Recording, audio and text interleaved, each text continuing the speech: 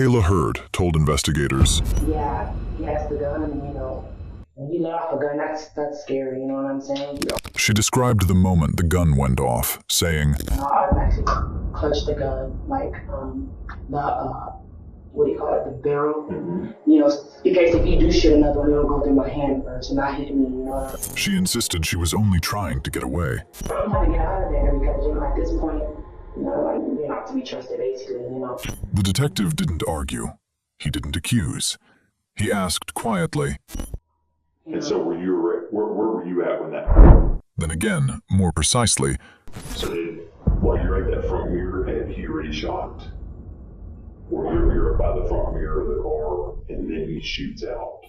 and when her answers shifted, he reminded her, We kind of look at the evidence, because the evidence is stuff that typically doesn't change. It doesn't have a voice, and in that it can't lie to us either. This interrogation shows how a rehearsed story collapses under psychological pressure. Not confrontation, but precision. Kayla believed emotion would protect her narrative. She didn't expect the evidence to speak louder. But who was Joshua Thomas? And how did a self-defense story unravel one question at a time? Welcome, or welcome back to my channel. Your single comment means more than you think.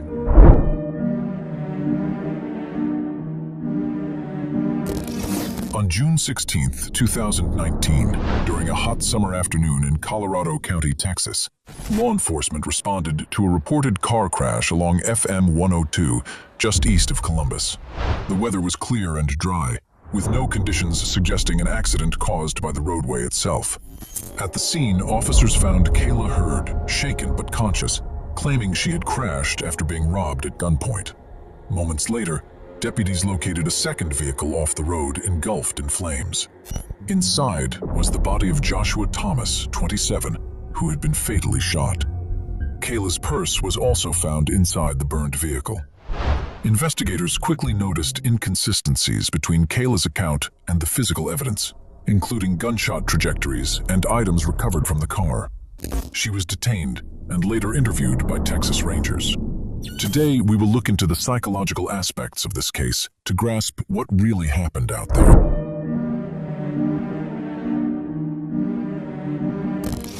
All right.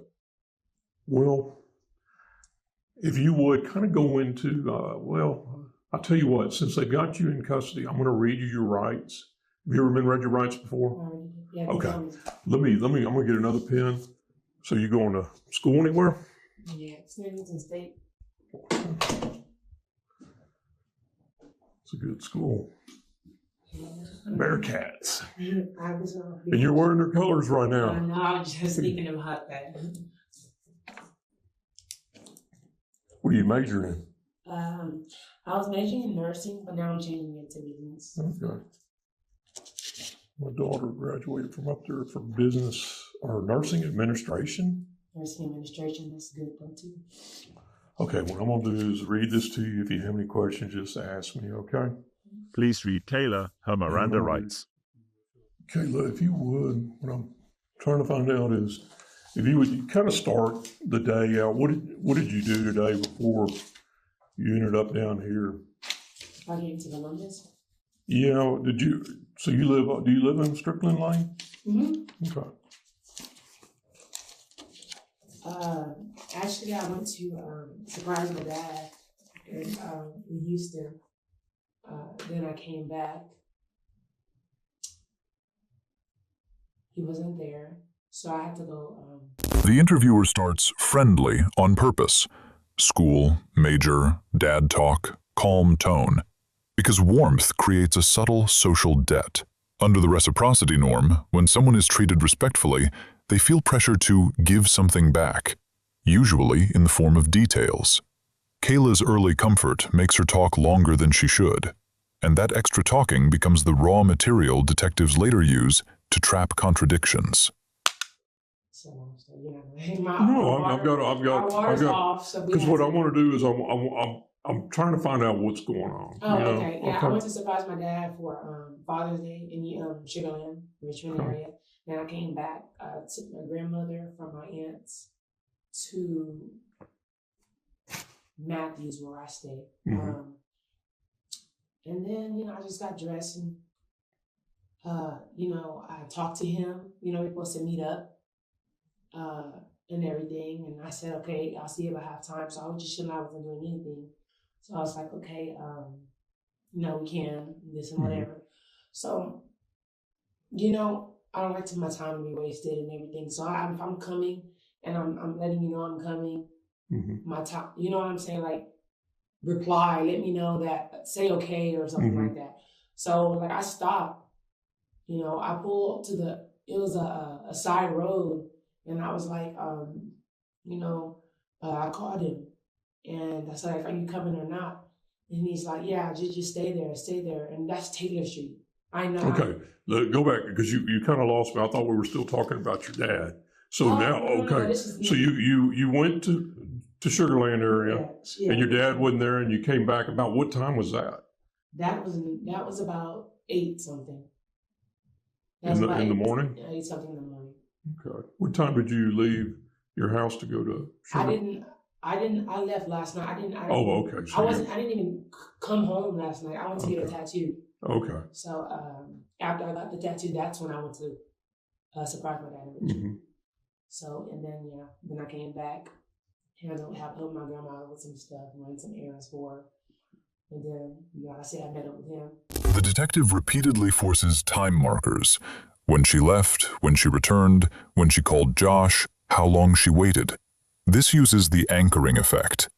Once a specific point is planted, 8 something in the morning, after lunch, 30 minutes. Every later claim must fit around it. If she drifts, the drift becomes evidence of deception, because truth doesn't need to keep reinventing its clock. He wanted to talk about some stuff, but the thing is, he had some marijuana. I don't smoke, I'm on probation, but he wanted me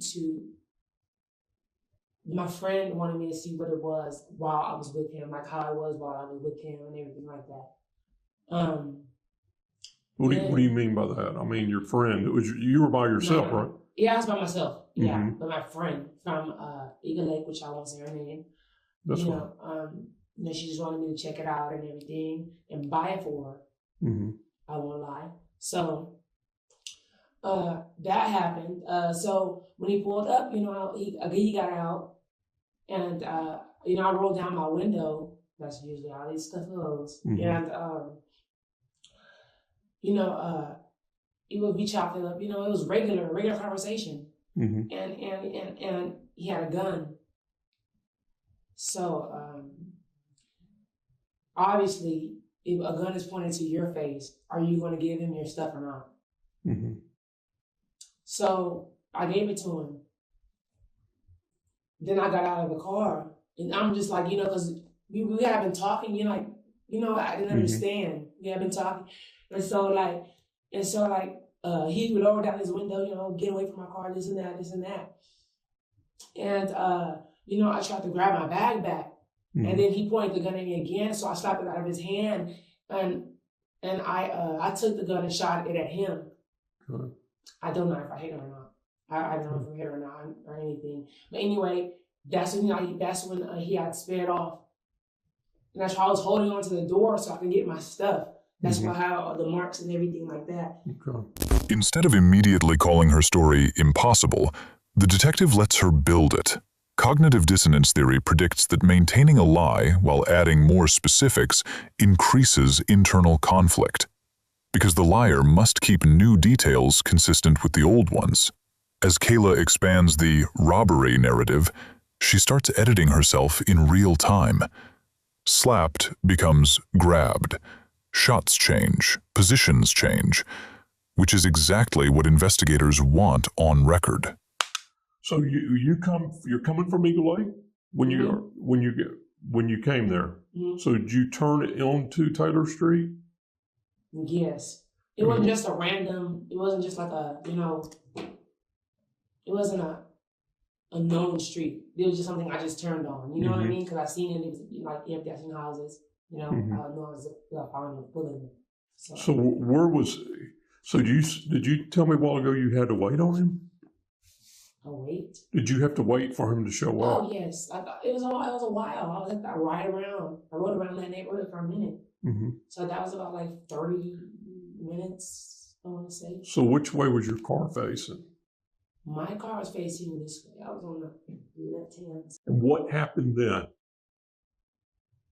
After what? When he rolls down or y'all stop and he talks to you, what happens? Yeah, all normal. Then he just, pulls out a gun. And my bag's in my lap. I keep my bag in my lap. But he takes my bag. I don't have anything else in the car. All my cash is in there, student ID, everything, you know what I'm saying? So that's dangerous for him to have anything like that. Title of my car, or my not life insurance, health insurance card, all that kind of stuff. So, yeah, he did that.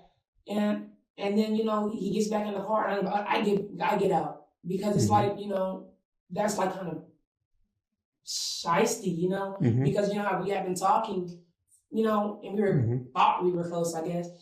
And, then, he was calmer then, I guess, but he still was pulling out a gun. So I slapped it out of his hand and one shot. So then I shot it. I shot at him. I shot at him. I don't know how many times. I don't even think I hit him, but.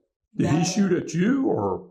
It was, I don't know. He didn't shoot at me because I wasn't shot, but it was a shot that went off somewhere. Was that out of the car or in the car?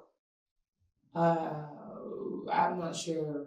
The detective avoids moral accusations and focuses on physical logistics. Where the cars were, which window, where the bag sat, how the gun moved, how she held on while he drove off. Reality monitoring theory suggests real memories contain grounded sensory and spatial detail that stays stable, while fabricated accounts often sound dramatic but become inconsistent when forced into concrete geometry. The diagram exercise weaponizes this, turning storytelling into measurable mechanics. And then when he didn't point it at me until I got out of the car. Sure. And like I said, we started, yelling at each other. Like I told you, one shot went off towards me. I don't know where it went to. You know what I'm saying? So I slapped the gun out of his hand, tried to grab my bag, and before he pulled off, like I was shooting at him. And I fell, obviously, because you can't hold on to him in car, you know what I'm saying? So where's the gun? He has it. I guess he has it. It's in his car. So did you drop it back in the car? If you had the gun, how did he get it back? No, I don't know. No. I shot, but I just dropped it back in there. I dropped it back in there. What kind of gun is it? I don't know. It's a black gun. So yeah. Do you own any guns? No, I don't own any guns. None. Good. I'm still confused about the car part. You're going to have to explain that to me. I'm going to give you 2 pieces of paper, and I'm going to draw it out for you. Okay. All right. Or can I draw it? Yeah, you're going to draw it. Okay. Yes, you're going to draw it because I can't draw worth the crap. You saw that. All right. What I'm going to do is I'm going to put driver. Okay. We'll just say this is the front of the car. Okay. Driver's on the left side, so we're going to say the driver's here,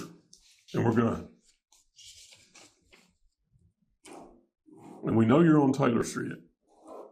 So there's your 2 cars.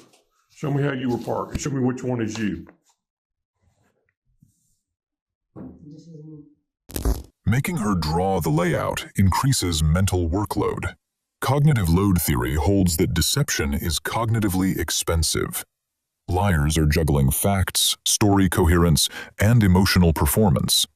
When forced to translate a verbal story into a spatial model, the liar's working memory budget gets strained, and cracks show up as contradictions, vagueness, or sudden revisions.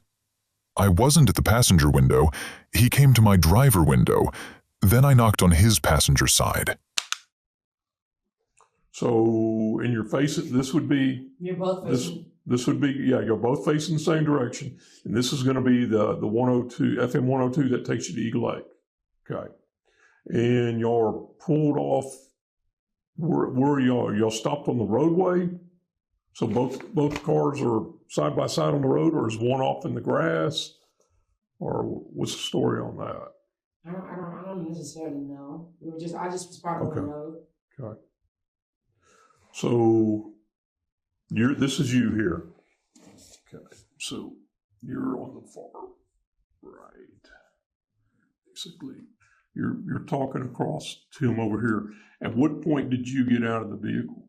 Or who got out of the vehicle? No, I wasn't talking to the passenger window. Hmm? He got out to the driver's window. Oh, he come to the driver's window. Yeah, and then that's when he pulls out the gun. He wasn't pointing at me. He just, everyone knows what that is. It's like a setup type thing. Mm-hmm. And so he gets back into his car, and at that point, that's when I get out, and I knock on the passenger door, trying to talk him out of taking my stuff.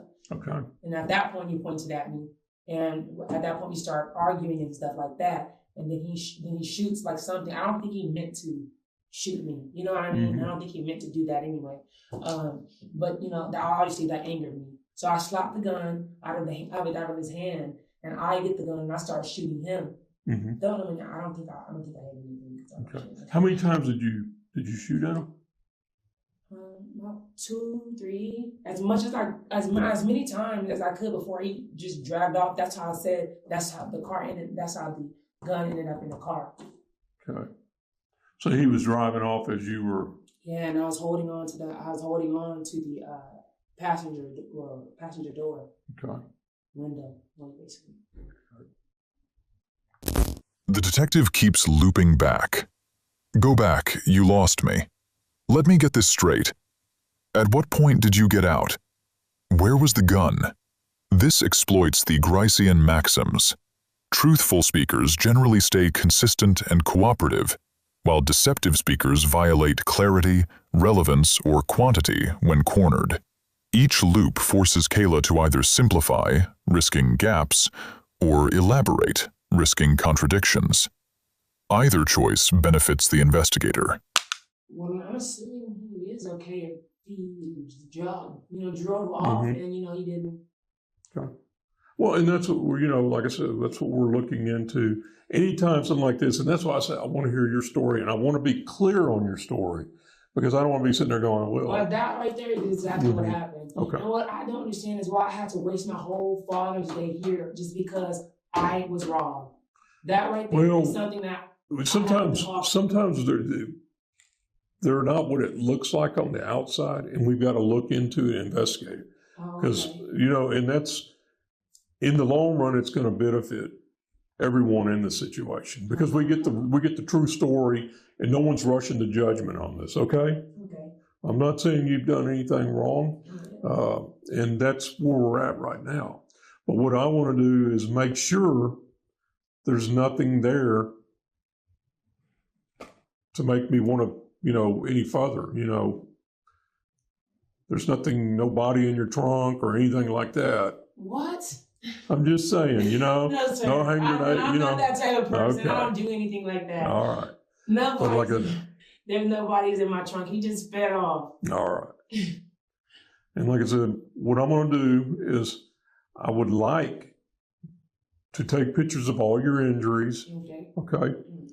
I would like to get a consent to search of your vehicle. Mm-hmm. I would like to get a consent to search of your phone. Mm-hmm. The only problem with the consent to search the phone is we're going to have to hang on to it for a couple days. Probably till tomorrow and run it somewhere, but we're going to need your cooperation. Give us your password. You know what? If you got stuff in there. Requesting consent to search car/phone isn't just procedure, it's a behavioral test. The behavioral consistency principle suggests people align choices with their internal beliefs about risk. Kayla quickly agrees to the car search, but resists the phone. That pattern signals where she expects exposure. Even if nothing is found immediately, her selective cooperation becomes a psychological tell that guides investigators toward the most probative evidence source. Let me ask you this. Would you allow me to look through your phone with you present? Sure. And maybe take some pictures of y'all's conversations? But we don't have any conversations. He blocked me because I called him back after. I was calling him, he blocked me. I know his number though. But I mean, in the snaps, He blocked me. So when did he block you? When I was calling him on Snapchat. When he does stuff like that, he doesn't do it through his phone. Mm-hmm. He likes to do it on Snapchat. Mm-hmm. So he blocked me because I was calling him right after the situation happened. You know what I'm saying? And he did answer, and he just, said some stuff, hung up. And then I didn't realize I was blocked until later. Like that's when the police showed up and everything, and I was showing him the messages. Mm-hmm. I was showing some other officer the messages. And then he blocked me. So there's no messages with him being here. Mm-hmm. There's no messages at all. That's why, Because, the thing that concerns me is the officer earlier said he did see some messages in there. Yeah. Okay. I showed him. I told you. He did. He saw stuff from 2018. That was the Oats. And the thing about it is, I'm not concerned about that. Would you allow me to look and you show me? What I'm telling you is the messages are no longer there. So that's what I'm trying to tell you. Mm-hmm. That's all. That's what I'm trying to tell you. Okay. Would you be able to show me that they're no longer there? Yeah. Like I said, I just want to look for myself. I'm not saying anything that you're lying to me or anything like that. No, I can show you all the right? messages are no longer on Snapchat. Okay. Yeah. Okay. And like I said, I'm not looking for any of your personal messages or anything else. I understand that. It's just social media. He repeatedly hints that others saw things. Officers saw messages. There were witnesses. Cars pulled up. The timeline is known, without fully revealing what he has. This leverages information asymmetry. When the suspect believes the detective already knows the answers, they try to guess the evidence and tailor their story. That guessing behavior is how suspects accidentally confess to details only the real actor would care about, or contradict facts they didn't realize were verified. Let me do this real quick, and I'm gonna walk out and talk to the supervisor real quick. Do you need any water or anything? I do not. Do you know when I'll be able to go home? I'm gonna see what I can do for you. Okay, I can't. Do y'all have not you? Not they've got. I know they've got a hold on you right now. Not you personally have completely ruined my day. No, I'm sorry. Just simply because my stuff was stolen. I have been here all day.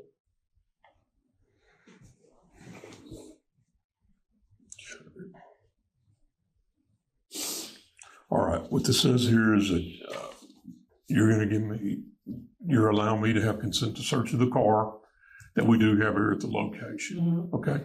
Just need to get you to sign there that you agreed to allow it. Okay. Mm-hmm. I'm trying not to. They wouldn't even give me a Band-Aid. I can get you a Band-Aid. This is fine. No, I'm just ready to leave. Okay. Tell you what, let me look at your hands and stuff. Let's get the pictures real quick.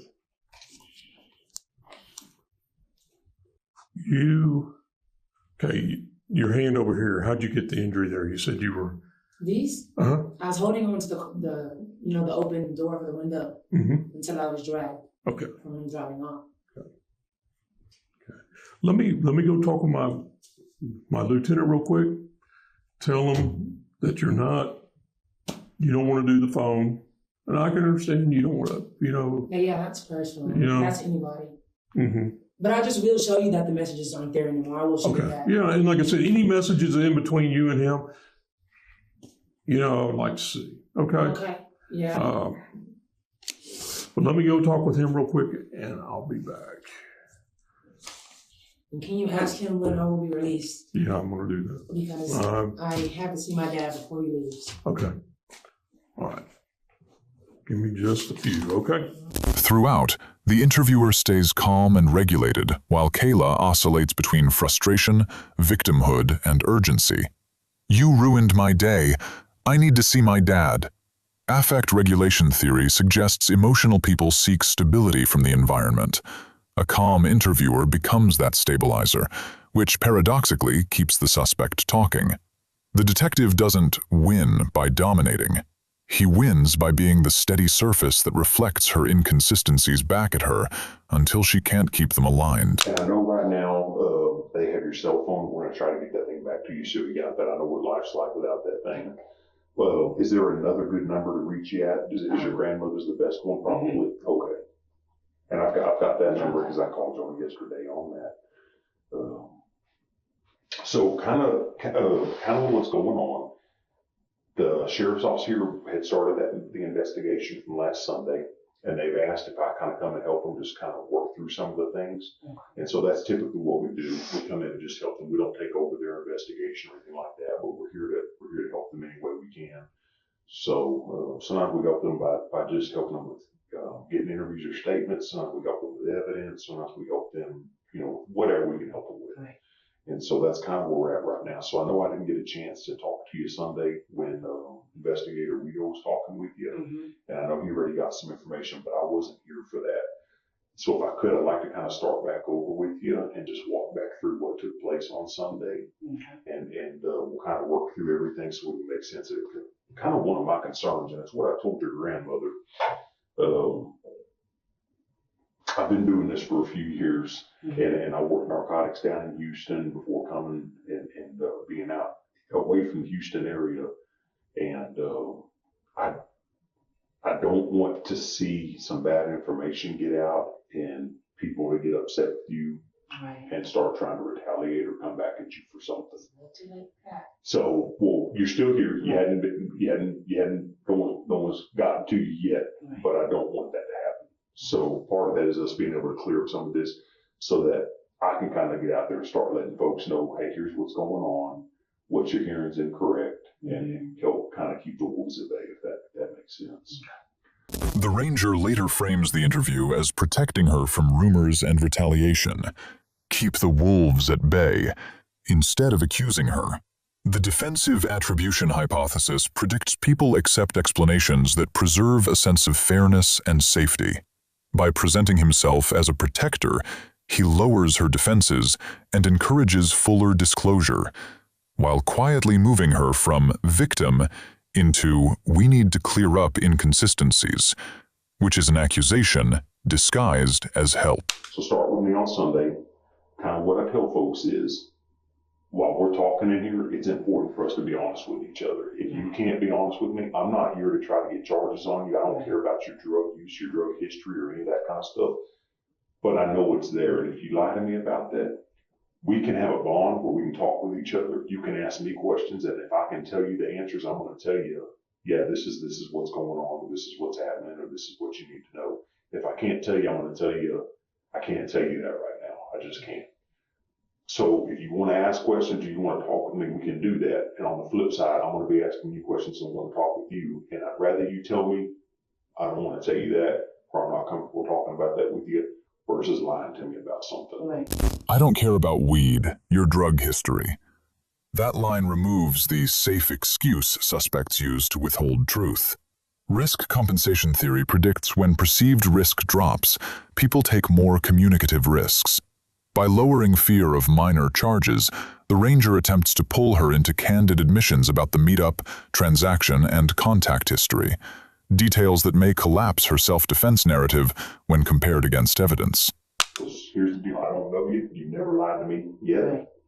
And once you lie to me, I'll tell you the same thing I tell my kids. We're off on a bad foot, and it's real hard to recover that trust and for me to believe anything you're going to tell me. Okay? So let's kind of start. I don't want you to fear that if I tell them I use marijuana, I'm going to be in trouble for that, because you're not. And I got no reason. I'm not here about that. I'm not worried about that. Does that make sense? Yeah. There's been other stuff that took place, and that's what we're going to focus on. So talk with me. I know you were going to meet a guy named Josh on Sunday, so kind of talk to me about how that developed, how that unfolded, and where you met him at, and just walk me through what took place, okay? The ranger explicitly establishes rules. Be honest. If you lie, we're on a bad foot. That's a commitment trap. Commitment and consistency theory says once someone agrees to a principle publicly, honesty, openness, cooperation, they feel pressure to behave consistently with that commitment. If Kayla continues dodging, the detective can frame it as a broken promise, not just suspicion. making her resistance look irrational and guilty. Okay. Yeah, I met him on Taylor Street. I was there for a good amount of time before he got there. He pulled up about kind of 30 minutes later, and he got out the the driver's side, and came to my driver's side. And, we rolled down the window, and, it was a transaction that was supposed to take place for 3 grams. And, before I could get the money out, I had a black MCM bag. I don't know if you're familiar with those or not.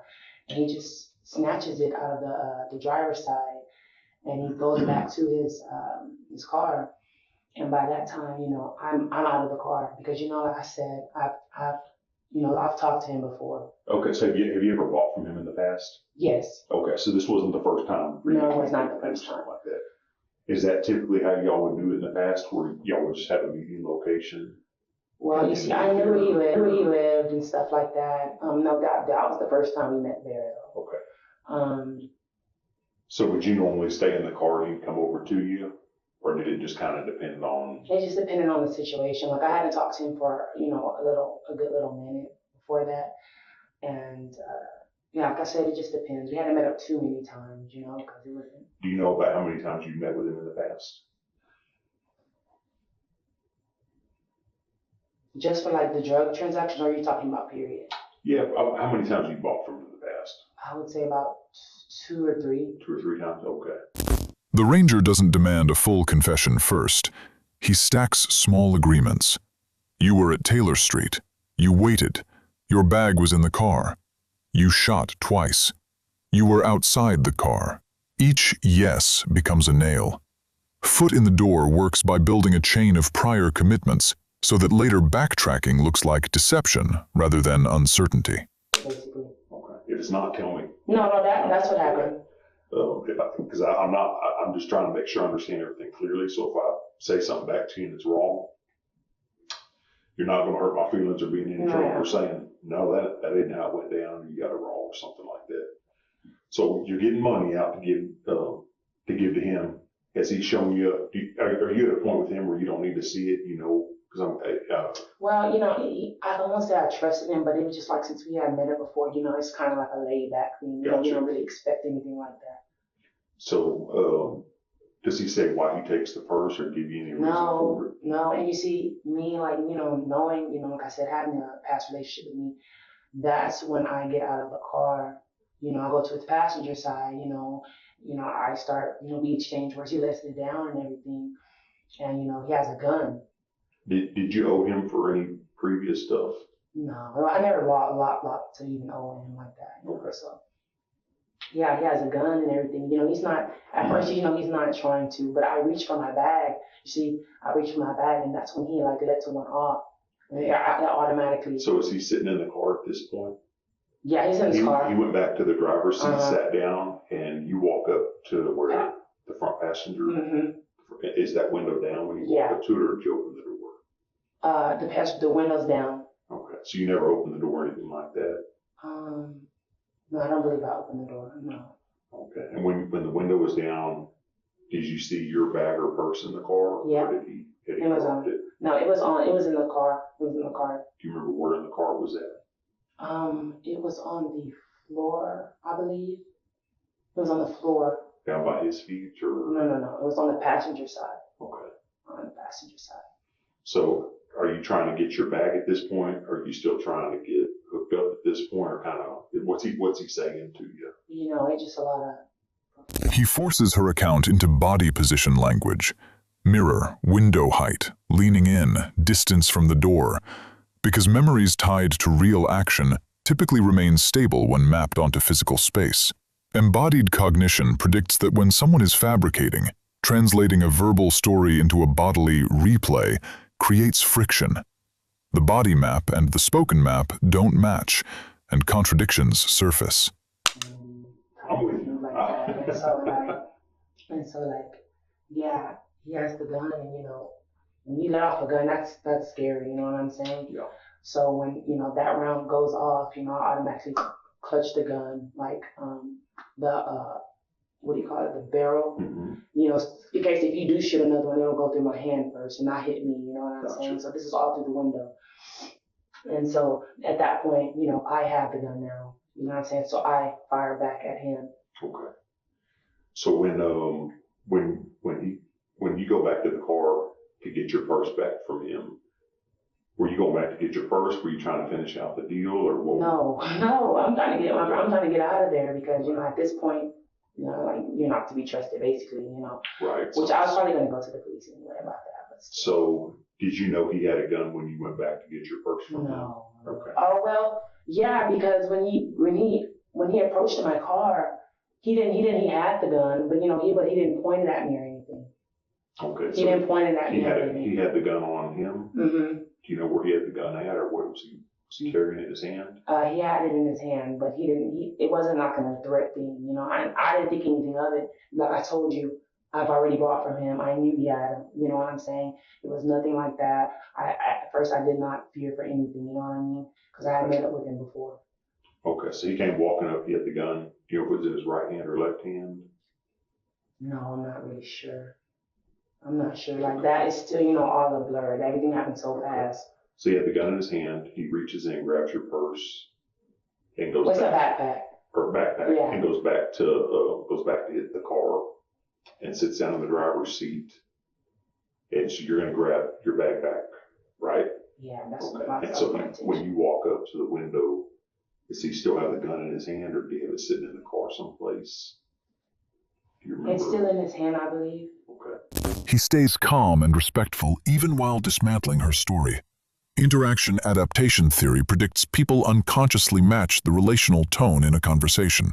By refusing to escalate, he denies her the "I felt attacked" justification and keeps the interaction in a cooperative register. So if she shuts down, it looks like evidence pressure, not police aggression. So when you come up, do you remember where he fires that round at, or like did he fire into the dash of the car? Did he try to shoot out a window, or was he shooting at you? Do you remember where the wind? It came towards me. I'm not sure if it came out of the window or not. Okay. You And know? so where were you at when he? I was like kind of, I won't say right in front of the passenger window, but I was like by the mirror, you know, Okay. kind of thing, like basically talking to him through it, like, you know, trying to talk him like basically out of it. Okay. And so what does he do to kind of walk me through what you see as far as the gun coming up and what takes place? As far as I see what, like, because at that point I'm just, you know, reaching in, trying to get, you know, him from shooting into my hand before he shoots at me. You know? Okay. So while you're at that front mirror, had he already shot? Or you're up by the front mirror of the car and then he shoots out? Repeat that? You were saying, I may have misheard you, you were saying you were standing at the mirror on that front passenger door? Like the side mirror. The side mirror. Uh-huh. So he shoots out while you're standing there or while you're walking up to it? No, he shoots out when I reach out to get my bag. Okay. That's what he does. So you reach in to grab your bag Uh-huh. and it's on the front seat, is that right? Or somewhere in that area? Yeah, and that, you know, I believe it was in the front seat to begin with. Okay. And So you're going to reach in and grab it? I Try to hadn't get out, I guess. I hadn't reached to grab it Okay. yet. I did reach to grab it, but I didn't get it. Basically, what I'm saying, I never, you know, it wasn't successful with him. Then that's when, you know, like I told you, I clutched the barrel with my hands. So he's already fired one round off? Mm-hmm. Okay. And do you know about how close the gun was to you when it went off? I mean, like, I wouldn't know, like, give you, like, you know, feet or anything. I wouldn't know about that. But, you know, they're pretty close. He's just in the driver's seat. I'm outside the car. We're pretty Gotcha. close. He moves her from broad emotional narrative, "I was scared, it was fast," into systematic processing. Where were the casings? Where were you standing? Which side? How many shots? The heuristic systematic model predicts liars prefer heuristic talk, vibes, fear, blur because it's hard to falsify, while systematic detail invites verification. Forcing systematic mode corners her into either consistency or collapse. And so you still have the gun in your hand, I guess, when you're holding on to the car and he starts to drive off? And I believe that the gun fell. And it was never my intention to keep the gun. Okay. You know, I believe it fell off inside of the car. Gotcha. You know, if y'all didn't find it on the street or anything, it's in the car. Should be in the car. Right. And you know how many times you fired? I'm gonna say like twice. Okay. You know. Did you try to fire more and it didn't fire, or were you just shooting 2 times and then stopped? I just shot enough times so I thought that I can get my stuff back. That's all. Okay. So have you ever shot firearms before? Yeah, I've shot a firearm before. And pistols? Well, basically just like with the older uncle or something like that. You know, I'm a country girl. Do you know the difference? And I ask all this because I'm not trying to insult you or nothing, but some people don't know anything about guns. Right. And other people know a whole lot about guns, and some know a little bit, but not much. Do you know the difference between a semi-automatic pistol and a revolver? Can't say that I do. Like a revolver is the kind of gun, we call them a wheel gun. It's got the cylinder in the middle that kind of Like a bolts cowboy out. type. Yeah, like a thing. cavalry Okay. kind of gun. You put the bullets in, you close it up, and each time you pull the trigger, it turns and goes to a new bullet. It turns and it shoots one at a time each time you pull the trigger. And a semi-automatic is kind of a pistol where the magazine goes in the bottom. You got to rack the slide to put a round in, and then when you shoot, it's called semi-automatic because it functions like that. Where each time you shoot, it slides back and reloads on its own. Does that make sense? Yeah. When he asks basic firearm questions, revolver versus semi-auto, racking the slide, safeties, he positions himself as curious rather than combative. The pratfall effect can make an authority figure seem more approachable when they admit limits, prompting the suspect to educate them. That teaching mode often leads to over-disclosure and, crucially, reveals competence that contradicts "I don't know" defenses. It looked like there was a pill bottle that was in there. It burned a little bit. So it's just the lid to it. You're not in trouble. There was no pills or drugs or anything in there, but it looks like it's almost like those little Walgreens pill bottles. There was some paperwork in there from Blue Cross Blue Shield. That's fine. Blue Cross Blue Shield.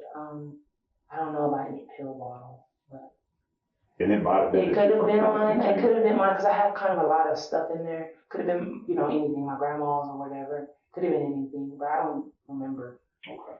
that. So on your cell phone, I know you want to get that thing back. I know you initially were letting officers kind of look into it. I know you may have stuff there you don't want the officers to look at. Is that something you'd be willing to get us the password to it so we can get it back to you sooner? Or is that not something you'd be willing to do? So where I'm at, I've got a search warrant for the phone, and I've got a guy in Austin that I've taken my stuff to. He works for the state police with me. And he's got the technology to hook up, and it'll just take him longer to go through the phone without the password. If we get the password, he goes through the phone, we get the same stuff, and then I get the phone back to you probably Monday. Does that make sense? That's something you would have to take up with my lawyer. Okay. I was told just to let him know all that kind of stuff. Gotcha. Well, it's not something your lawyer can't give me permission or give me the password, so it's something you would give me the password if you're willing to, and then he has that, he gets in, dumps the phone, and gets it back to you. If that's not something you want to do, that's something you say, I don't want to do that. I don't want any parts in that. It's just something. Okay. Yeah. The phone password offer is a psychological bargain. Give me the password, you get the phone back sooner.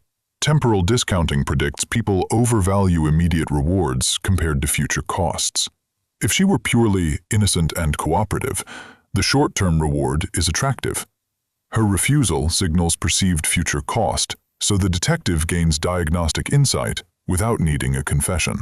It sounds like his that front passenger side window was down, and there's shooting evidence inside the car, and it's consistent with the bullets having come from your direction over to his. Right.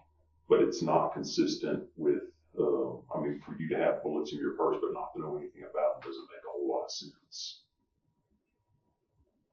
Do you want to think, is there something you can think of for how those bullets might have been in there and you forgot about them or something along those lines? They're in there with all the other items that we talked about that were in your bag. At this point, I'm just not sure about that. Okay. Is that something you just don't want to tell me about? It's just something that I'm not going to say to incriminate myself. Okay. Any further, whatever this is, you know what I'm saying? Gotcha. Without, thinking clearly about, why they, whatever. Okay. Is it possible that you showed up with the gun that day and that you were trying to jack him for the weed? No, I'm not that type of person. Not at all. So, when we look at things, one of the things we do when we talk to folks and do an investigation is we kind of look at the evidence, because the evidence is stuff that typically doesn't change. It doesn't have a voice in that it can't talk to us. Right. But it is what it is. It is where it falls and where it's at and located. And in that it can't lie to us either. Right. Whereas when we talk to folks, sometimes people will tell us one thing because they're trying to deceive us, where they don't want us to know the truth. And other times they may not just remember something, and that's explainable too. But so when we look around in the car, the awkward things are that there's, the gun over on the driver or on the passenger side. The ranger repeatedly elevates physical evidence above human storytelling. The evidence is what it is. It can't lie. This works because objective constraints act like a psychological ceiling. Once the suspect accepts that the scene is fixed, their narrative freedom collapses. The tactic corners Kayla by making her feel she's not arguing with a person anymore. She's arguing with reality. The magazine's over on the passenger side. The cartridge cases are all on the passenger side. The bullet defects that hit him are coming from the passenger side to the driver's side and through the driver's side door over there. But there's no shooting evidence over on the driver's side going towards the passenger side. Does that make sense? Yeah. And then we also have your bag over there. Your bag has ammunition in it. Your bag has money over there with it. And he has marijuana all around him over on the driver's side, which is not consistent with him having gotten out of the car and been trying to do a drug deal over at your car door. Because it sounds like, from what you're telling me, when he got back in his car, you came over and he already had the gun out and stuff, and they weren't trying to do the transaction. So I'm trying to figure out how he got marijuana out and all over him and all this stuff going on. Does that make sense? What sounds more consistent, and this is just me looking at all the evidence in the deal, is that you're over at his window, he's got the weed out and trying to sell to you, and something else goes wrong that takes place, and that you ended up shooting him on that side of it. No, it's a lot more plausible with the evidence.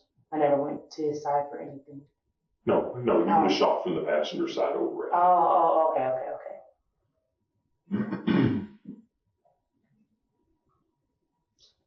We want to talk more about kind of what really happened on the deal. I've given my statement, sir. So, like any other questions, I'm pretty sure I need to have a lawyer present. Okay. So, I guess what you're telling me is you don't want to tell me what really occurred, because that's not what I'm saying. It's just like you're saying something that's completely twisting, what I've already told you what happened, and so it's just like. He repeatedly tests whether her story increases or decreases in probability when new facts appear. Ammo in her bag, casings on passenger side, marijuana located around Joshua. No driver-to-passenger shooting evidence. Bayesian-style questioning doesn't accuse, it updates. Each new data point is presented as a rational reason the current narrative is less likely, pressuring her to either revise toward truth or visibly resist logic. Well, what I'm trying to do is help you understand that what you're telling me doesn't make sense. It doesn't add up. So when I talk to folks, I've got 3 kids, and they make mistakes. They do things they're not supposed to do, and being younger, they'll sit there and try to tell me something else occurred with it. And what I tell folks is, it's kind of like when I walk in the house and my kids are standing there next to the cookie jar, and the cookie jar is empty, and there's cookie crumbs all around it, and they got cookie crumbs on their fingers and cookie crumbs on their face. And I say, "Did you eat all the cookies?" And they say, "No, I didn't eat all the cookies. It was someone else." And I mean, they can tell me all day long they didn't eat all the cookies, but at the end of the day, they got crumbs on their fingers, crumbs on their face, crumbs all around them. They're over there by the cookie jar. it leads me to believe that they were actually eating the cookies that were in the jar. And so I understand that some bad stuff went down this last Sunday, and there's a reasonable explanation for it that'll coincide with where the evidence is located at. And I understand you're probably in a position right now where you're really probably nervous or worried about being in trouble for what went down out there. The cookie crumbs analogy is carefully chosen to trigger guilt. You did it, own it. Rather than shame, you are bad. The shame-guilt model predicts guilt leads to reparative behavior, truth-telling, explaining, cooperating, while shame leads to withdrawal and stonewalling. He's trying to steer her emotional response toward accountability instead of shutdown. My thing is, when my kids make that mistake, when they say that I made a mistake, I messed up, and they're willing to take responsibility for that and apologize for it, try to make things right, I feel 10 times different towards my kids. And their punishment, everything that occurs after that is much different than when they sit there and just keep lying to me about it. Right. Knowing good and well that I know the truth, and they know that they're lying to me about it. So a lot of times when I talk with folks in here, it's not just a matter of trying to figure this out. It's also about trying to help you relax, help you get some peace of mind back, and help you get your life back where it needs to be. And I feel like you're carrying a weight around with you. I feel like you got a lot on your chest right now. I think you and I both know something different went on than what you've been telling myself or than what you told Sergeant Guido. And I want to afford you the chance to be honest with me is what I'm telling you. I understand that. So you have the choice. There's two sides to every story. You have the choice to be honest with me if you want, or you can tell me that you're done and you don't want to talk with me anymore. And the way our legal system's set up, I'm not going to force you to talk to me or anything like that. I've asked you to come in here voluntarily. You came up here and I appreciate that. But the problem is, one of the things I want to do is talk with you about some of these inconsistencies and give you a chance to be honest with me and kind of correct some of those things. Yeah. And that's what I'm asking you to do, I guess, is to be honest with me and to help me work through this. He frames her as someone who can make a mistake and still be a good person, like his kids, rather than labeling her a killer. Self-affirmation theory predicts that when people feel their core identity can survive disclosure, they're more willing to admit wrongdoing. This is a face-saving corridor. Confession becomes owning it rather than becoming evil. I've given my statement, sir. Okay. And any other, further questions I need, please. So it's my understanding that you don't want to tell me the truth. You want to be done talking with me at this point and finish up. Is that what we're at? It's not about the truth. It's just about me not having any. For me, it is about the truth. And so that's all I'm seeking. I'm not here as an advocate for Josh. I'm not here as an advocate for you. I'm simply here as an advocate for the evidence and to figure out what the truth is. And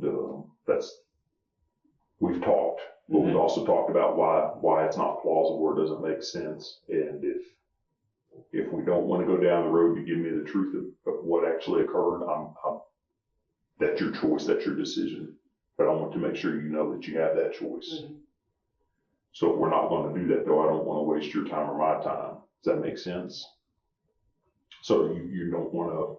Yeah, I'm done. I'm done. Okay. He emphasizes voluntariness. I'm not going to force you. You have a choice. This reduces psychological reactance, the impulse to resist when feeling controlled. By offering an exit, he paradoxically makes continued talking feel like her decision, not his demand, lowering resistance and increasing the odds she keeps engaging. Well, here's the deal with the whole lawyer thing, and I don't want you to have a misconception. You're not charged with anything, so you don't automatically you don't get the right to a lawyer, but you do have the right to stop talking to me if you don't want to talk with me. Once you're charged with an offense, you do have that right to have an attorney. So if you don't want to talk anymore, just let me know. I don't want to talk with you anymore, and we'll kind of stop. If at some point you do change your mind and decide, you know what, I probably should be honest and tell the truth, all you got to do is call me. I'm going to leave, you got my cell number, I'm going to leave you my business card. You can pick the phone up. I don't care whether it's midnight tonight or 2 weeks from now. You can call me and say, actually, I want to make things right and talk with you again. And I'll meet you any place, anytime, wherever you want to do it at, and we can kind of go back over and work through it, okay? Yes. Does that sound fair? Yes, sir. Okay. Well, I appreciate you coming in. Is there anything else you want to pass on that I may not have asked or got a chance to talk with you about? No, I just take your card. Like I have Sergeant Vito's card and everything, and if I remember anything, I can call you guys. Okay, definitely. So I'm gonna leave this with you. This has my office number, but I'm gonna mark everything out except for my cell, because the office goes to a driver's license office and the phone rings off the hook. So that way you got all my contact info on there. At any point, like I said, if you change your mind and you want to kind of go a little bit more in depth on this, we can kind of clear up anything that you'd like to clear up. Okay. All right. All right. Let me get you out of here. I got right at 12:56, 12:57. I'll walk you back up there. Ending with a business card and "call me at midnight" or 2 weeks from now creates an unfinished psychological loop. The Zeigarnik effect suggests people experience cognitive tension from incomplete tasks. Unresolved moral weight and unanswered questions keep intruding. The open invitation plants a delayed confession pathway. If she later can't tolerate the tension, she reinitiates contact.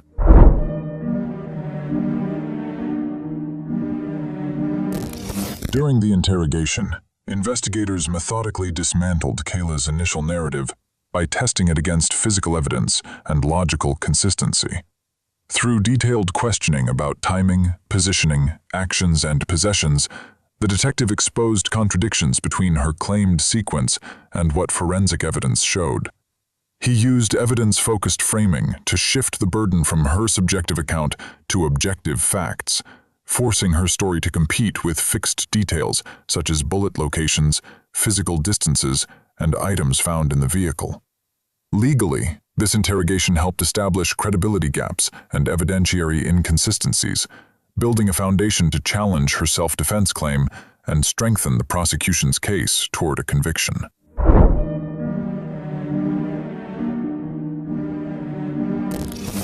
After pleading guilty to the murder of 27-year-old Joshua Wayne Thomas in connection with the June 2019 incident east of Columbus, Texas, Kayla Kashawn Hurd was sentenced to 20 years in prison for the fatal shooting in this case. The sentence reflects her acceptance of responsibility through a guilty plea, which often results in negotiated sentencing that avoids a harsher outcome at trial. In addition to the murder charge, she also pled guilty to a related controlled substance possession count, with the possession sentence running concurrently. From a legal perspective, this sentencing underscores how corroborated inconsistencies uncovered during interrogation and investigation, particularly when they undermine claims of self-defense, can influence plea negotiations and lead to significant prison terms, even when intent and circumstances are contested.